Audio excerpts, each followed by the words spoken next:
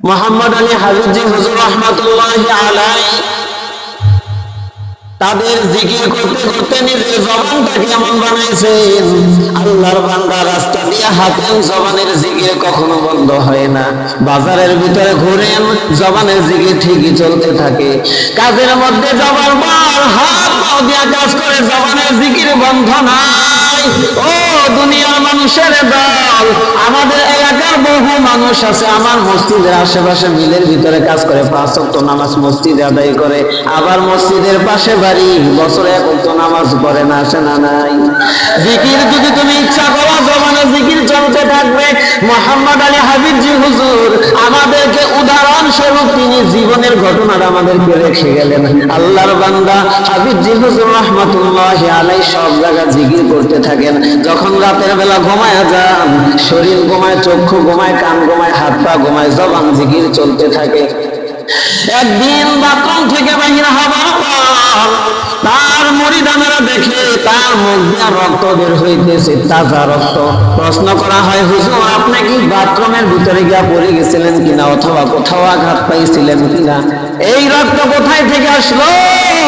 মোহাম্মদ আলী হাফিজি হুজুর অনেকটা সময় চিন্তা করলেন কোথায় থেকে রক্ত আসলো। এবার তার মনে পড়লো, ডাক দিয়া বলে, আমি আমার জবানটাকে এমন জিব্বার আমলদারি বানাইছি, রাতের বেলা ঘুমাইলো আমার জবান জিব্বার, আমার জবান জিব্বা জিকির থেকে বন্ধ নাই।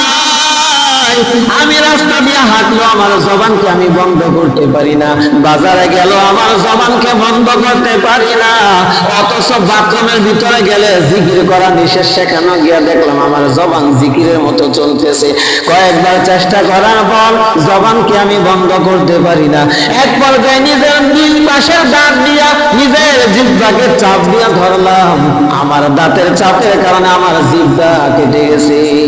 এমন ভাবে যদি জিকির করতে পারো, যখন আজরাইল আপনার আমার বাড়িতে জান কবজ করার জন্য আসবে, আয়েশা দেখবে যে সারা জীবন জিকির করছি, ওই জিকির জবান দিয়া চলতেছে, লা ইলাহা ইল্লাল্লাহ। আমার নবীজি বলেন, যার শেষ কালিমা হবে লা ইলাহা ইল্লাল্লাহ ফাদাখালাল জান্নাহ, ওই ব্যক্তির মৃত্যু হতে দেরি হবে, আল্লাহর জান্নাতে যাইতে দেরি হবে না।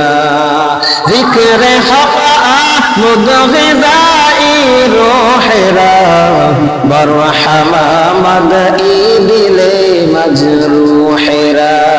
সুতরাং নবীজি ইন্তেকালের পরে হযরত সিদ্দিক আকবর রাদিয়াল্লাহু তাআলা আনহু 2 বছর খেলাফতে ছিলেন।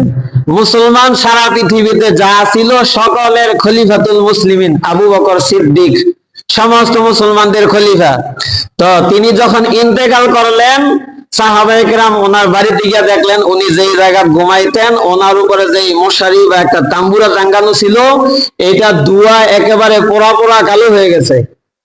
জিজ্ঞাসা করলেন এখানে কি কেউ আগুন দিছে কিনা? ওনার বিবি বলেন যে না, দিনের বেলা যে সারা দেশের দায়িত্ব পালন করতেন, সরকারের দায়িত্ব পালন করতেন, আর রাতের বেলা বিছানায় শুইয়া ফজর পর্যন্ত জিকির করতেন, আমি স্ত্রী দেখতাম ওনার জবান দিয়া জিকিরের কারণে কেমন যেন আগুনের মতো ধোঁয়া বার হইতে থাকতো, আর এই ধোঁয়ায় ওনার তাম্বুরাটা কালো হয়ে গেছে।